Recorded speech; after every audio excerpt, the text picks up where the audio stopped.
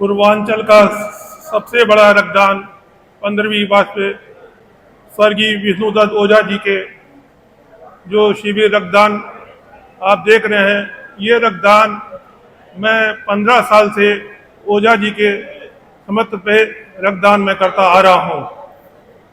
इनकी जीवन भावना से तत्पर विष्णुदत्त ओझा जी के बारे में मैं कुछ संक्षिप्त बयान करना चाहता हूँ।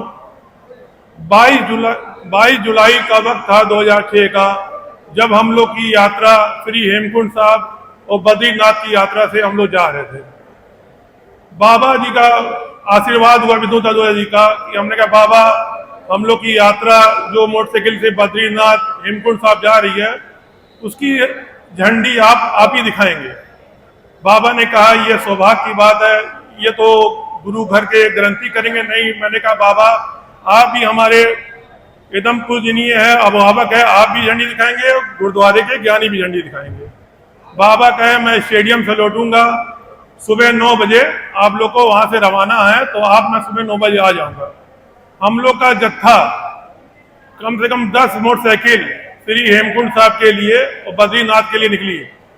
बाबा ने पूरा जोश रोश से जयकारा से करके हम लोग को हरी झंडी दिखाई गई और बाबा ने हम लोग को रवाना किया। बाबा ने जो हम लोग को आशीर्वाद दिया कि बेटा ये 500 रुपए रख लो, रास्ते में चाय पानी नाश्ता पानी आप लोग कर लीजिएगा। हम कहे बाबा आपका तो आशीर्वाद बरकरार है, पैसा क्या चीज है। कहे नहीं बेटा पैसा तो कोई बड़ी चीज नहीं है, लेकिन आपका आशीर्वाद और बाबा मिलता रहेगा।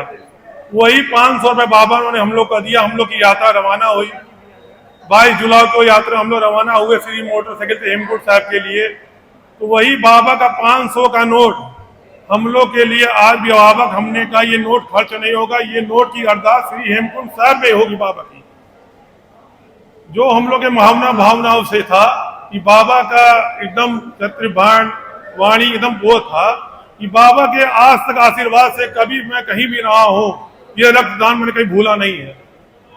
और बाबा के आशीर्वाद से बाबा का एक तक था कि फुहारा चलाए पे बैठ के किसी आदमी की व्यक्ति की पैरवी करना होना हो वो बाबा करते थे।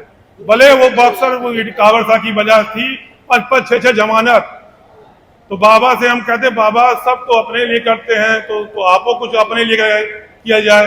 बाबा कहा था जब अपने लिए किया तो क्या किया, जब अपने लिए किया तो क्या किया। तो बाबा की बेनती थी कि बाबा समाज के लिए एकदम प्रतीक थे, ईमानदार, क्रांतिकारी, अभाव रहते थे। तो वही बाबा था जो झुकते हैं उसी में जान होती है, जो अकड़ता हो मुर्दों की पहचान होती है। ये जान लीजिए बाबा का जो नेचर सिग्नेचर कोई भाग नहीं पाया आज तक। जो बाबा ने मुंह पे कहा पैरवी करने की किसी की बात आई तन मन धन से पैरवी की बाबा की। इसलिए बाबा के चरणों में स्पष्ट करता हूँ, चरणों पर करता हूँ। बहुत बहुत धन्यवाद, बहुत बहुत धन्य भैया का बहुत धन्यवाद कि जहाँ भी रहा हूँ मैं आज तक कोई भी शिविर इनका छूटा नहीं है हमसे, जहाँ मैं कहीं भी रहूँ। बहुत बड़े अभिभावक थे, एकदम समझ लीजिए हमारे बहुत खास थे। जहाँ पहाँ उनका मन तन हम लोग के प्रति फोन करना एक हम लोग पहुंच जाते थे तुरंत। आपको याद होगा योगी जी ने कलश यात्रा लेके आए थे तो बाबा और हम वही मंच तब तैयार नहीं होता था। मंच इतना गठीला शरीर, अपने हाथ से बल्ली गाना लोड करना मंच बाबा बनाते थे। और बाबा से हमके बाबा बहुत यात्रा आपकी निकल रही है, आपके नाम से बहुत अवैध फर्जी वसूली होती है। बाबा कहे अपना काम अपने करिए, स्वयं अपना आप खुद करिए। जो कर रहा है उसके भाग से है, जो कर रहा है उसके भाग से। बाबा ने कभी ऐसे किया ऐसे नहीं किया, देते रहे भले उनके बोलते। हम उनको प्यार से काका बोलते थे। जब भी कोई बात होती थी बाबा काका यही बात हुआ है, अच्छा ठीक है कोनो बात नहीं हो जाए कमा।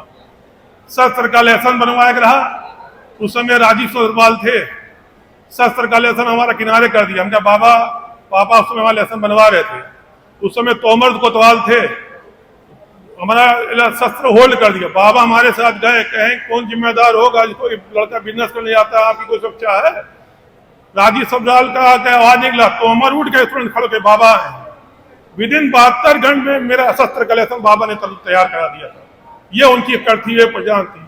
आजकल तो पैरवी खाली सोशल मीडिया में लोग वीडियो बनाएंगे ये करेंगे, वो नहीं, वो अंदर से पैरवी करते थे। जो उनका जज्बा था, मान भावना थी, आज उसी नाते हम यहाँ खड़े हैं।